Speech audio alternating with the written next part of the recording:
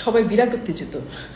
কিনে উত্তেজিত কারণ শেখ হাসিনার গয়না পাওয়া গেছে 832 ভরি গয়না। মাই গশ, 832 ভরি গয়না। মনে করেন জনগণের আর কি ইয়া লাগবে, মেয়েরা বেশি উত্তেজিত হচ্ছে। 832 ভরি গয়না, ও গড! এই 832 ভরির দাম কত? কারণ হচ্ছে 832 ভরি তো মেলা মেলা টাকার গয়না হইতে পারে, কারণ মেয়েগুলি তো অঙ্কে কাঁচা হয়, তার ঠিক মতো করে গুনতে পারতেছে না ভাই কত টাকা এটার দাম হবে।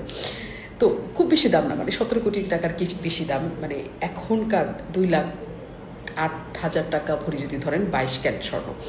আর যদি আপনি ধরেন 2002-03 কথা ধরেন, তাহলে মাত্র 6,000 টাকা ভরি ছিল। সো তখন যদি ওইটা কিনা থাকে তাহলে বেশি দাম না, বা তারও আগে যদি কিনা থাকে তাহলে তার বেশি দাম না। দাম নিয়ে ইস্যু না। শেখ হাসিনার 17 কোটি টাকার স্বর্ণ থাকবে, এটা কোনো ঘটনা নাকি? কিন্তু ঘটনা হইল, ধরেন এই লকার দুইটা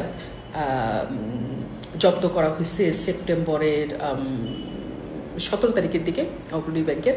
এবং অগ্রণী ব্যাংকের এই দুইটা লকার যখন জব্দ করা হয়েছে, আজকে হচ্ছে নভেম্বরের 26 তারিখ, তার মানে প্রায় 2 মাস 10 দিন সময়কাল ওই জব্দ করা লকার দুইটা এনবিআর কর্মকর্তারা খুলে নাই।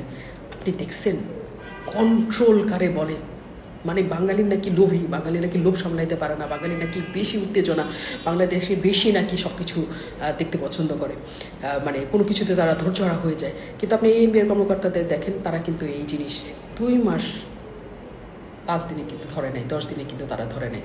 মানে আমি মুগ্ধ তাদের এই আচরণ দেখে। পরে আবার মনে হয়েছে যে ওরা তো আসলে মেয়ে মানুষ না, মেয়ে মানুষ হলে এটা কুইলা টুইলা মানে গয়নার বিষয় বা কি আছে এটা দেখার জন্য উদ্গ্রীব হয়ে যেত। পুরুষ মানুষ দেখে আসলে গয়নাগুলি দেখার চেষ্টা করে নাই। কিন্তু এই গয়নাগুলি দেখার আসলে খুব আমার নিজের ইচ্ছা হইতেছে। শেখ হাসিনার গয়না ওটি কেমন ছিল আসলে?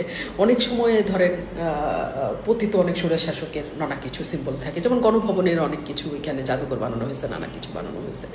তো সে কত বড় স্বৈরশাসক ছিল, 832 ভরা স্বর্ণ পড়তো, এই হিসেবে এই ট্যাগ দিয়ে ওই স্বর্ণের গয়নাগুলি আসলে সবাইকে দেখার একটা বন্দোবস্ত করে দেওয়া উচিত। এবং ওই ডিজাইন দেখে আমার ধারণা অনেক মেয়ে অনেক কিছু বানাবে। ধরেন পরিমণির একটা স্বর্ণের গয়না দেখে সবাই বানাইতে চলে গেল। কেমনে বানাবে? সেই স্বর্ণের গয়নার দাম 8 লাখ 10 লাখ টাকা। তো যারা বানাইতে পারলো না, কিছু অনলাইনের আপ্পি চলে আসলো, যারা সবসময় আপ্পিদের পাশে থাকে, তারা বললো যে এই গয়নাই হুবহু আপনাকে বানিয়ে দিব, পিতলের বানিয়ে দিব, ইমিটেশনের বানিয়ে দিব, আপনি একদম টেস্ট করবেন না, দেখতে একেবারে স্বর্ণের মতো লাগবে।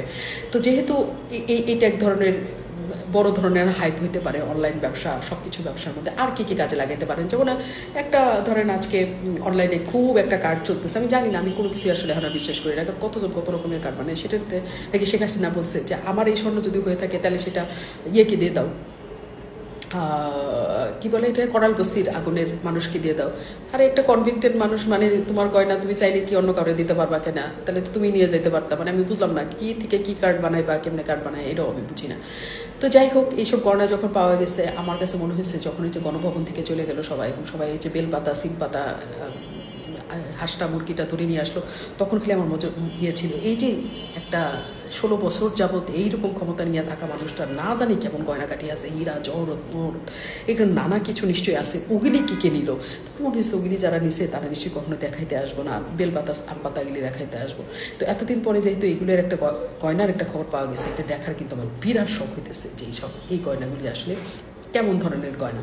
তো যাই হোক, এই 832 ভরি গয়না কেমনে কারোর থাকে, এটাও আমাদের মতো গরিবস যারা আছে তাদের কাছে এক বিষয়, কিন্তু বড়লোক যারা তাদের কাছে এটি কোনো ঘটনা না। কারণ বড়লোকরা স্বর্ণকে তারা খুবই খ্যাত ভাবে, এবং তারা মনে করে যে এইসব খ্যাত জিনিস মানুষ কেন আসলে পরে, একসময় মনে হতো। কিন্তু যেটা দাম 2 লাখের উপরে চলে আসছে, তখন সবাই মনে করছে যে স্বর্ণ খুবই স্মার্ট জিনিস।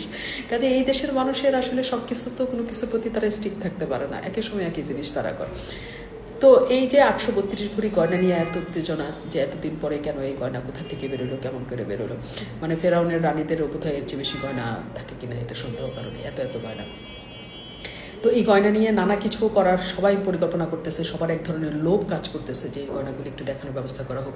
এটাও আমাদের কাছ থেকে আসলে আকুল আবেদন যে কোনোভাবে এটা একটা প্রদর্শনী বা দেখানোর বা ছবি, অন্তত ভিডিও কিছু দেখানোর একটু ব্যবস্থা করা যায় কিনা। কারণ আমরা যারা মেয়ে জাত আছি তাদের তো আসলে লোভের কোনো শেষ নাই। তারা হচ্ছে এই গয়নাগাটির কথা শুনলে মাথা টাথা পুরাটা নষ্ট হয়ে যায় মামা। সেটা কার গয়না, কেমনে গয়না বানাইলো, কত দুর্নীতি করে বানাইলো, কার কাছ থেকে আসলো, কার কাছ থেকে আসলো, সেটাই শুনি। গয়না দেখলেই শান্তি, সেই শান্তি এই অশান্তির সময়ে মেয়ে জাতিকে কি সরকার একটু দেখার ব্যবস্থা করে দিবে নাকি, এটা আমরা আকুল আবেদন।